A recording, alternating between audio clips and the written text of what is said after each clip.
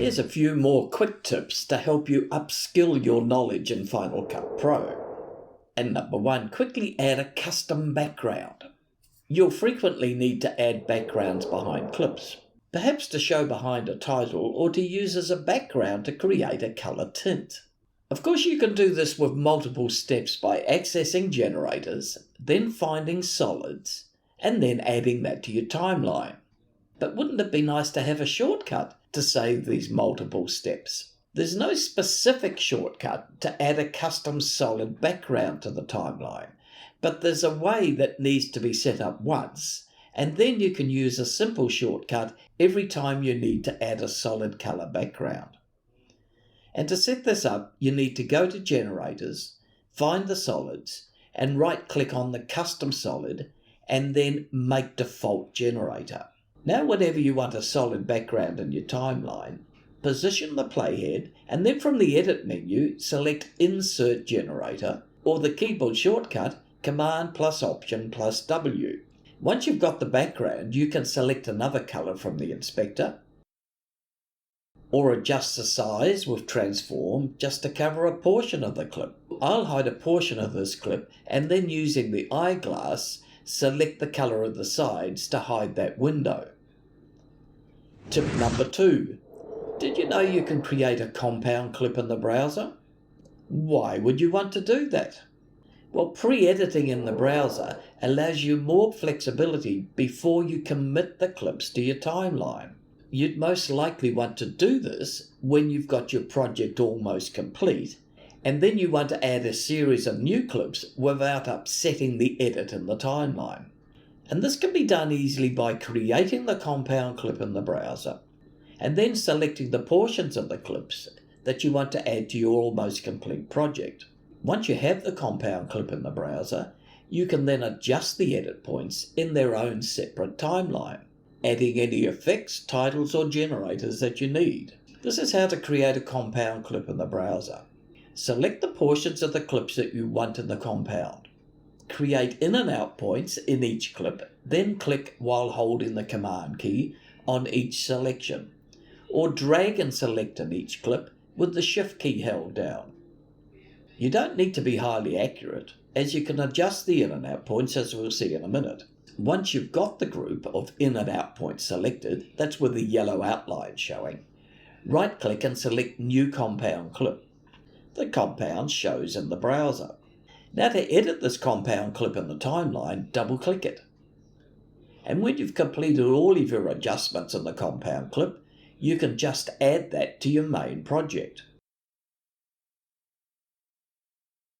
If you need to make further changes, you can double-click the compound in the project.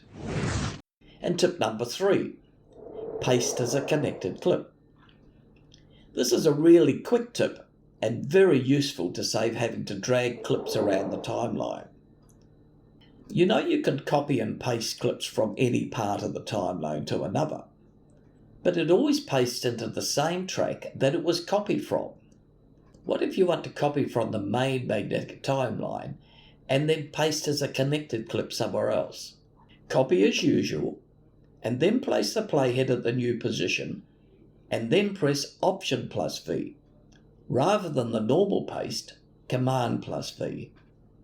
And note it will always paste above the uppermost connected track in the timeline. You can also select from the Edit menu.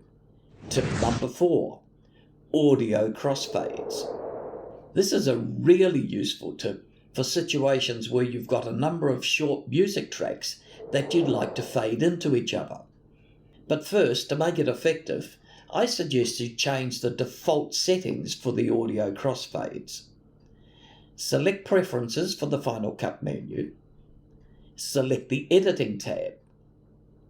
The default setting for audio fades is set at 0.10 of a second. Change it to something longer. I suggest 1.5 seconds, but over to you. Now select 2 or more audio tracks. Press Option plus T, or from the Modify menu, Audio Fades. You won't see any change until you expand the audio section of the clip. And it works with both video clips of audio as well as audio-only clips. You can remove the crossfades from the Modify menu or Shift+5, but you should be aware that it does not remove the overlaps, so you'll need to do that manually. And finally, tip number 5, add a slug to the timeline. And why would you want a slug anyway? A slug is an empty space that works in the magnetic timeline to keep clips apart. I use slugs to keep different sections of an edit visibly apart when I'm editing those sections in a single project. This means I can have all my sections in one timeline, and I can drag or copy and paste from one section to the next. They're all visibly apart, separated by slugs. I also use slugs where the main track is a voiceover and the images are connected clips.